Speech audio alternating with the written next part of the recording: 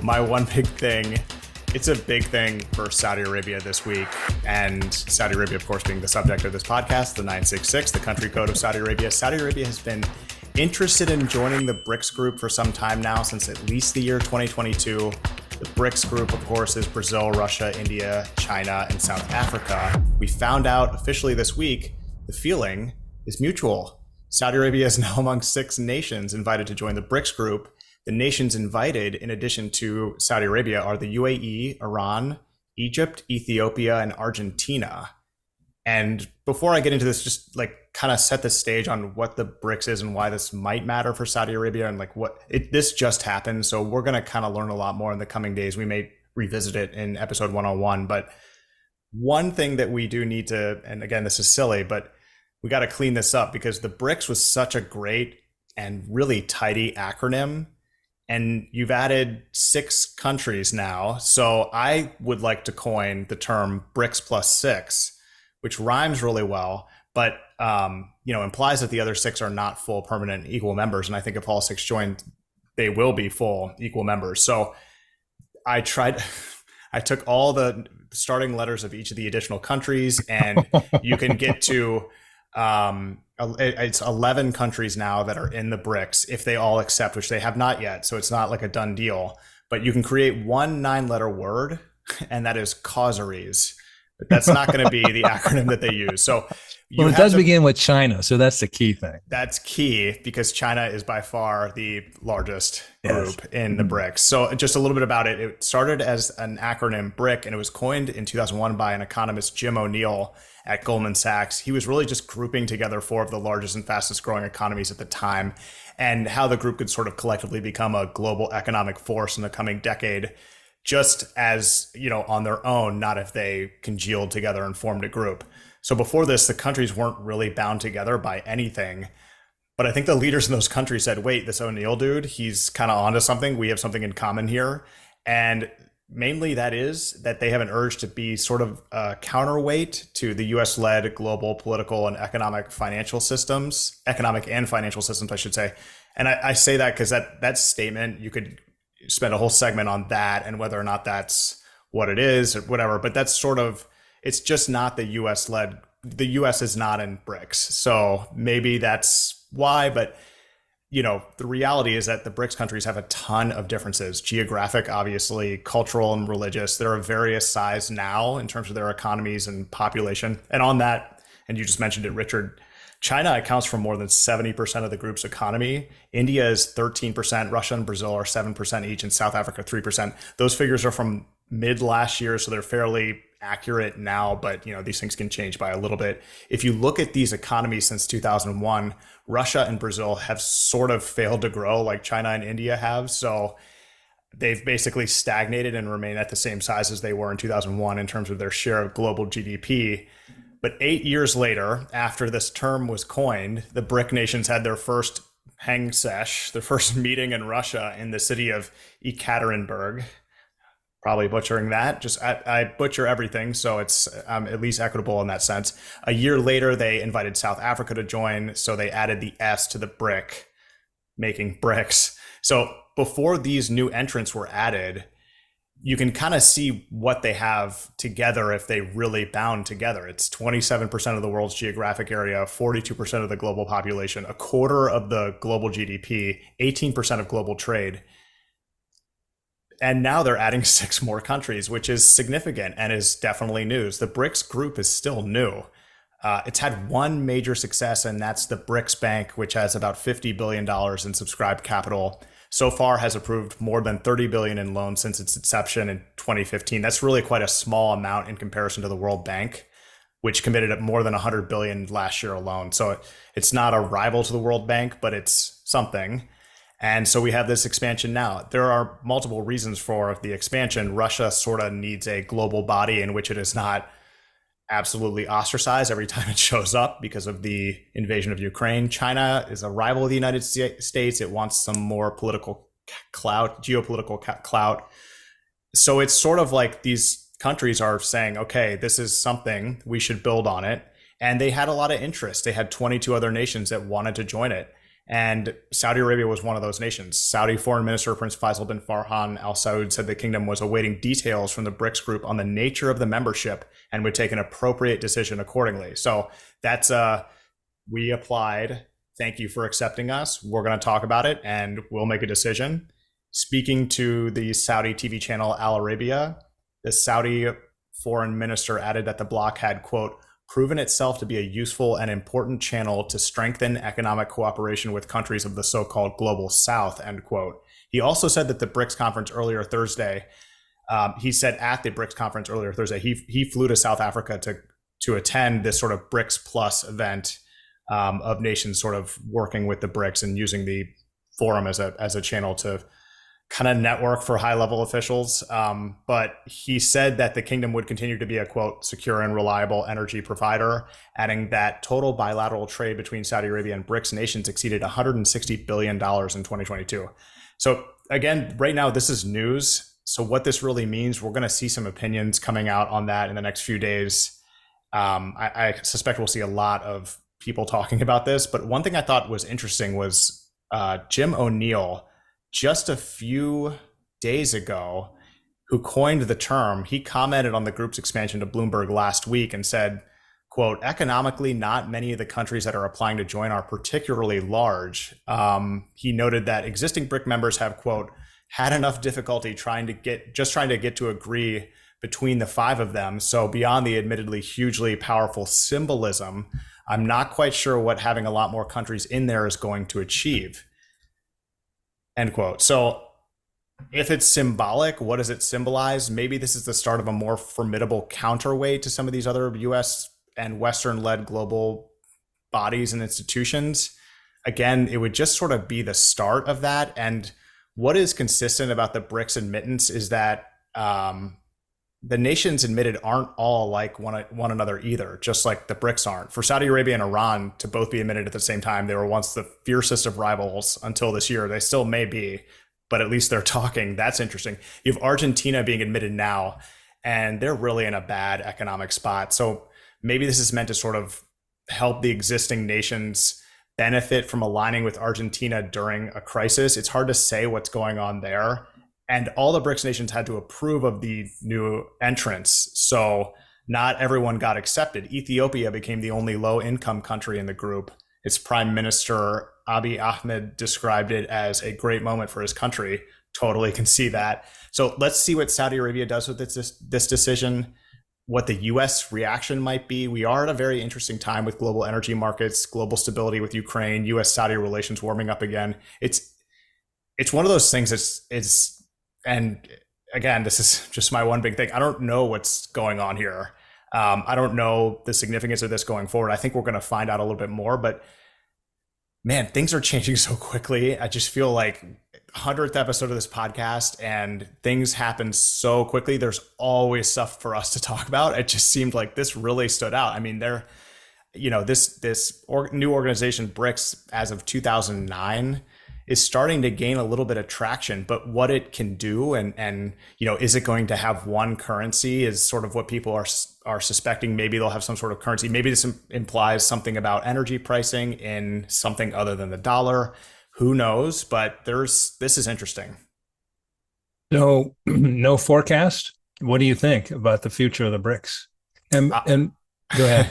Well, so I was going to ask you that because I don't know. But all I can really get to the bottom of, if I can just add this, is that it's sort of an organization that's it's like a club that doesn't have really, it definitely does not have a defense pact or anything like that. Or, maybe this can become something. Right now, BRICS is pretty toothless. So maybe the addition of Saudi Arabia and some of these other nations means that they're going to start really making it a lot more impactful, more than just an annual get together. That's what I think. But I know that doesn't add much. No, I don't know if I have much to add. I mean, that was good. And that was good background on Jim O'Neill. And I guess the term I think that may win the day is BRICS 11. BRICS 11. Yeah. BRICS-11, that, because it does, it's not quite as wrapped up and nice. But Jim O'Neill, one of the things that you referenced it, I mean, as you said, I mean, at the time, You had the original BRIC members. You had large economies, high potential growth rates. Um, except for India, when you look at the BRICS, all of them have underperformed their emerging market peers over the last 5 years. So, and then you mentioned, so even the original BRICS, aside from India, are sputtering a bit. You can't say that China's sputtering, but in terms of their benchmarks of the previous decade, they're sputtering. Um, and the new entries, if I'm Saudi Arabia, and you're just like you get accepted to a club, or like like a D1 major D1 college athlete sports program. Everybody has a recruiting class, and what you hope for that's really strong, but there's nobody better than you. All right, so in this group, there's nobody. I mean, Saudi Arabia, in terms of GDP, comes in and is basically ranked fifth in terms of GDP. So it goes China, India, Russia, Brazil, Saudi Arabia. But I can't say that recruiting class is strong. I mean, Argentina, UAE, Egypt, Iran, Ethiopia, you know, all of them basically have half the GDP of Saudi Arabia or less. Ethiopia has $100 billion GDP, and obviously it just went through a civil war in essence. And Egypt has this problem. Iran has a problem. Argentina has this problem. The mystery is why wasn't Indonesia included in this? At 1.4 trillion, and they would have been a major GDP, addition. So I don't. India didn't want this. India is concerned that the BRICS will become a mouthpiece for China. And if you're asking my take, and you look at, basically the most notable thing that the BRICS have done is that new development bank. They have $100 billion in, $33 billion have been dispersed. People, countries like South Africa used $1 billion during the COVID. So, I mean, it's been put to use. There's been discussion about a common currency, but really none of them want it. There's been discussion of de-dollarization, and right now you're not really seeing it. I mean, some foreign exchange in terms of countries is U.S. dollars has declined, but in terms of commercial use, it hasn't declined. And what's happened really, according to the reports I've seen, is some of these lesser currencies are sort of cannibalizing each other, not necessarily the dollar. And again, there's smarter people who know more about this than I do. But I just wonder if you've sort of taken this and at China's behest, and China's trying to roll up much of the world through economic and other reasons in a political way, that it becomes just merely a political entity, and I think it diminishes its value if that's all it is. Um, again, I'm probably missing key things, and maybe they'll pump up the lending capacity of that new development bank. Maybe the political expansion in terms of new members will help it. But, if it just becomes a political mouthpiece, is that, that we're going to counter the US. I'm not seeing the value in this. Saudi Arabia, of course, there's value because you're a member of the G20 already. And you're trying to take a multilateral approach and not pick sides. So this makes a great sense. But again, if I'm Saudi, I'm not super excited going in with Ethiopia and Iran. Again, Egypt has serious problems. Argentina has problems. I mean, so it's really interesting. It's a bit of a mystery. I don't know why Indonesia isn't in, and I'll be really interested to see how this works out and how the BRICS develops, if it continues to develop, or what kind of institution it becomes. You also have Saudi Arabia positioning itself recently, last year plus more, as right in the middle of everything. You're not taking too much of one side on anything. And as a result, you're seeing it play an outsized role in foreign policy, at least outside of the region. So I agree with you. I don't know like what's in it for them. There's a little bit of risk of being seen as drifting too far to China and Russia. You have this platform which is being used. You mentioned China, but you sort of had Russia using this platform to justify the war in Ukraine, the invasion in Ukraine. And it's just, and as you note, Richard, to have it be sort of admitted at the same time of these countries that are significantly smaller? Like how much more excited would you be if you're Saudi Arabia and you were the only one let in, and it would be like BRICS with two S's at the end, and you're the other one, and it's like, well, now we're talking here. Now we have a group of heavy hitters, but you've been let in with these other guys that are much smaller than you, and it's like, oh, so I think that's a great point. Or you come in with Indonesia and you're BRIC C, but there's another vibrant economy.